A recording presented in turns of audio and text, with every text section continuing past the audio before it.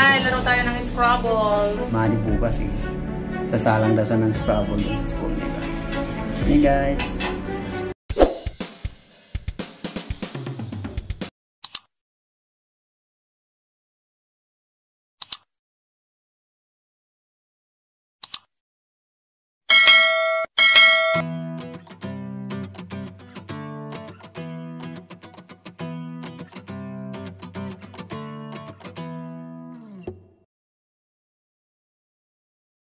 Patalinuhan ako dito. Ah, ako muna. Bunot pa ako. Hindi, si Maddie muna kasi nga parehas kami. Ay, pareho kayong A. Oh, tapos ikaw, Papa. Sino na nanalo sa inyo? Nga, kung manalo. Oh. Oo. Sinong? Si Maddie. Ah, Maddie, wait lang. Maddie, anong letter mo? Anong letter si Papa? Hindi, para siya tatanungin natin para malaman nga. Pag ganyan, Maddie. Oh, sinong unang letter? Oh, ikaw ang unang titira. Tapos ano yung sunod? Ano number mo? Ano letter mo? O, anong second nagagalaw? O, tapos ako. O, ngayon, kukuha ka na dito ng ano. Ano ang kuha nito? Pipad ko? Oh, 7. 6. Pa dapat? 6 mo ang gulang. 1. Kasi guys, may laro daw sila ni Maddie sa school na Scrabble. 4. Kaya kalaruin namin si Maddie para paglaro na sa school may alam na siya kung paano mag-Scrabble. Vocabulary ni Maddie, paghandain na. Yung manalo. Yan ba yung 1 to 6? Huwag kang titingin pag yung letter mo, papalitan mo yung isa. Pag tatlong pare-parehas, palitan mo yung isa. Okay po yung tatlong. Huwag mong ipapakita, dapat hindi namin makikita yung ano mo, kaya nga may ganito tayo eh. Huwag mo ipapakita. Huwag mo ipapakita yung letters mo sa kalaban. Guys, ako naman ang bubunod lang. Sa kalaban mo. Ako, gawin dito. Putol ako. So, Ilagay mo nga dyan. Ngayon, ang gagawin natin dyan, Maddie, dyan sa letters mo na yan, magpo-form ka ng word, ng English word. so dapat ito, ano, yung hindi makikita yung loob. Hindi mo may kailangan na lagayin mo. Saka na lang. Hindi na lang titignan. Hindi mo maiwasang titignan, makikita mo ka lang. Hindi ka titingin eh. Ilagay mo muna lahat dyan, Maddie. Itayo mo ba lahat? Tapos titignan mo. Akala mo ba, Maddie, madali lang itong laro? Pumira ka naman, ikaw yung una. Ikaw yung una. Ikaw saan yung yung unang ano, score sheet? Kura natin? Parang tunay. Ha? Ano? Ang yaba, porkit alam kung alam nyo mananalo. Alam daw nila mananalo. Paano mo nalaman? Ay, sorry. Ikaw talaga yung mauuna kasi ikaw nga yung letter ing eh. Tumira ka, Maddie. Ano ko? Maddie, English. Tingnan mo guys, ano yung madyong? Bungo ka ng words, Maddie. Dito mag-uumpisa. Bungo ka ng words. Kung anong words ang ano mo. Maddie, tignan mo yung letters mo. Titignan mo yung letters mo. Magbubuo ka dyan ng English word.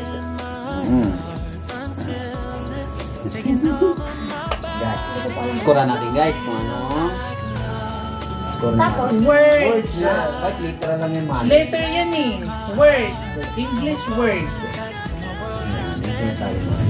Ako yung English ko dito.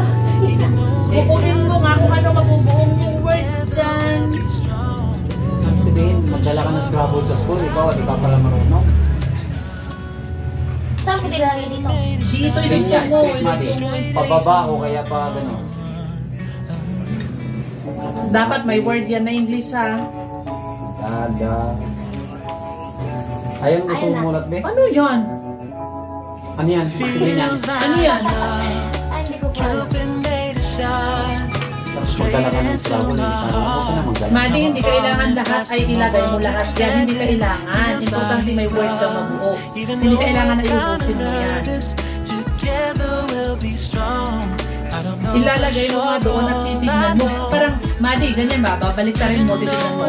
Ito yung word na to. Ito yung word. Magpapalit-palitin mo. Magdala ka ng Scrabble. Ubunin mo doon kasi hindi dapat ipapakita nga sa kalaban. Ay. Ano ba yan, Maddie? Holding please. Hindi pwedeng Pwede kang mag-pass pero ang score mo sa isang round natin 0 ka. Ito lang kung ano ko. bahala ka sa type mo. Ilagay mo nga dyan, Mari, at ano mo, at yan ang sinasabi na dapat marami kang alam na English. Sumawa ka ng isang Mari.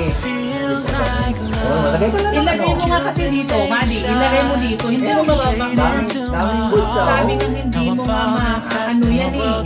green. Hindi niya nga alam ang ibig sabihin kasi niyan. Green. Diba na pag nag-washing ka, i-drain mo after washing kasi ilabas mo yung eye mo na sa Ay. Oh, ayan, in. Oh, i-drain mo na. Tapos na. Ano? Tago mo na yan. Sabi ko hindi kailangan Huwag mo ipapakita. Hindi mo kailangan. Importante may nabuo kang. Hindi mo kailangan ubusin ang tiles. Ang tinatawag ng tiles, ito, tiles ang tawag. Pag nagbuo ka ng words, hindi kailangan ubusin mo lahat yan. Yan, drain eh. Example, 2, 3, 4, 5, 6. Times 2 yan kasi nasa kulay orange. Ang draining, times 2. Ayan, marami na double word.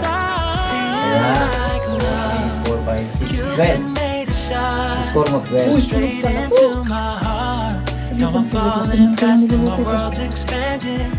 Go. Ayan, kung titira mo sunod, Oh, 5 na. Bahay, 5 na.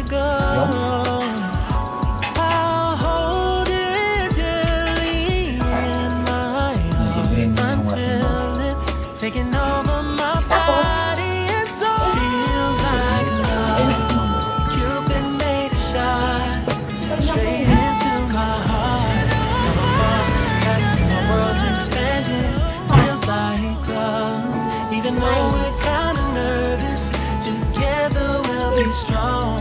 I don't know for sure, all I know There. you've been made to shine. Madi, hindi mo talaga malalaro yan pag wala kang alam na English word. Kaya di ka pwede magdala Hindi ka ng talaga limari. maglaro dito pag Ay, wala kang bumunot ka alam. naman eh. Bumunot ka na ng 5. Kung anong nilagay mo dito, yun ang bubunitin mo para balik 7. Dapat lagi kang 7. Lagi 5, 7. bilangin mo, isa-isa mo bunot. Bilangin mo muna yan, ilan yan. Tignan mo na. Hawak mo sa'yo na yan eh. 6 yan eh. Alin natin yung isang ito na.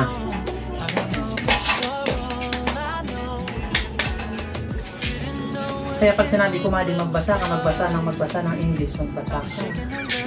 Kasi hindi mo to talaga malalaro pag wala kang alam na English. Wala talaga. Anong gagawin mo? Anong bubuin mong letter dyan? Ay word yan. Kung wala kang alam talaga sa English. Katulad niyan, Madi, ano ibig sabihin nito? Di ba, pagkatapos kang maglaba, i-drain mo yung tubig? Ang ibig sabihin ng drain, tatanggalin mo yung tubig sa washing. Tignan mo. Pinakausap ko, pero yung nakikita ko yung utak niya lumilipad. Hindi yung sinasabi ko yung iniisip. Ano yung ibig sabihin nito? Di ba sinasabihan kita para at least alam mo kung ano yung ibig Kasi sabihin na... papaliwanag mo anong At least alam mo kung anong ibig sabihin ng ginawa mong word. ibig sabihin ng drain. I-drain yung pagkatapos maglaba, alisin yung tubig. Anong ibig sabihin nun? I-drain. Hindi drain. Halimbawa yung sa lababo, napuno yung tubig yung lababo. O di i-drain mo. O na.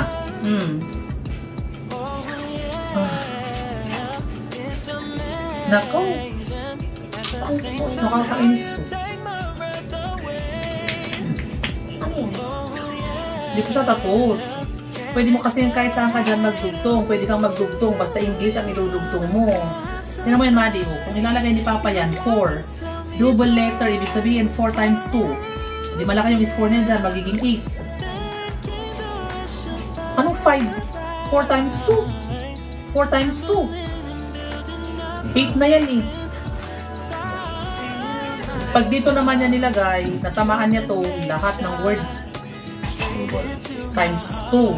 Kasi double eh.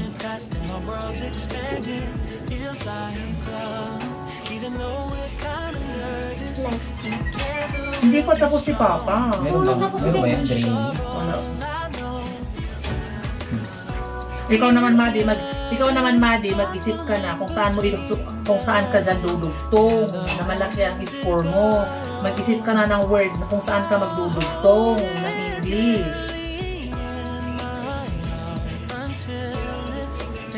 May sorry, be.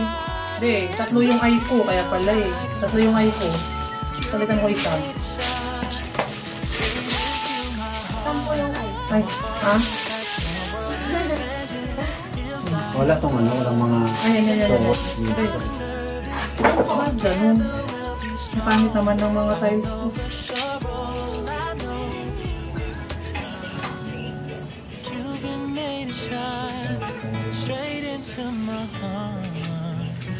Hirap pa. Tagal na hindi nakapaglaro, makalimot na. Tama na yung kanina dali. Madi, may naisip ka ng word? Mag-isip ka na ng word, huwag mong intindihin yung ginagawa ni Papa kasi si Papa nag-iisip ng English word, ikaw. Kasi pagkatapos ko, ikaw ulit yung susunod. Mag-isip ka na ng susulat. Mag-isip ka ba? Halimbawa, ito. Ano kayang word ang mag-uumpisa sa N at tudugtungan ko pababa? Ano kaya ang word na ang mag-end sa N para dito ako mag-uumpisa at ang last letter ay N? Or dito, ano kaya ang word na mag-uumpisa sa D pababa? Or ano kaya ang ganun? Mag-isip ka, or dito, or saan? Ganun ang gagawin. Pag mong pakialaman yung tira ng isa na nag-iisip, paghanap ka ng malaking score mo, nadudugtong mo dyan. Ano? Tagal lang mo. Ano? Ay, score ko Madi, ilan dyan? Tingin mo na.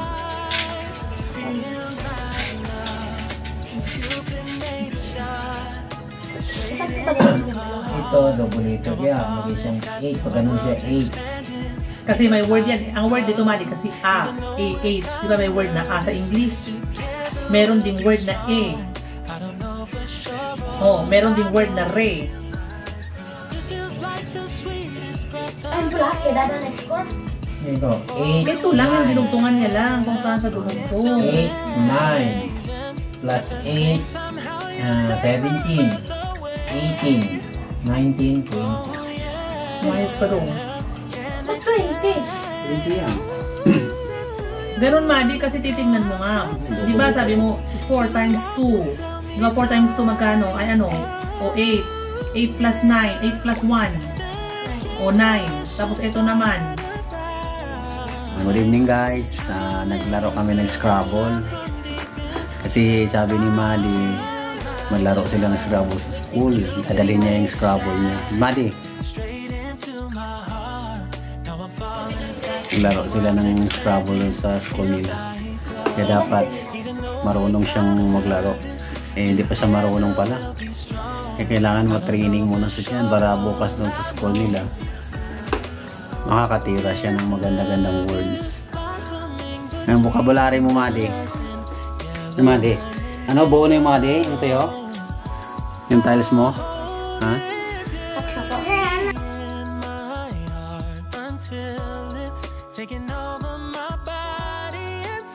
Oh. Ayan guys. Scrabble. Iskuran mo na ako. Okay na po. Tatlo. O ako ng tatlo. Hi, laro tayo ng Scrabble. Scrabble tayo guys. Kasi kailangan mag-practice kasi si Madi bukas eh. Sasalang daw siya ng Scrabble sa school nila. Ayan guys. Hey guys. Ito guys yung Scrabble. Hindi natapos kasi gabi na.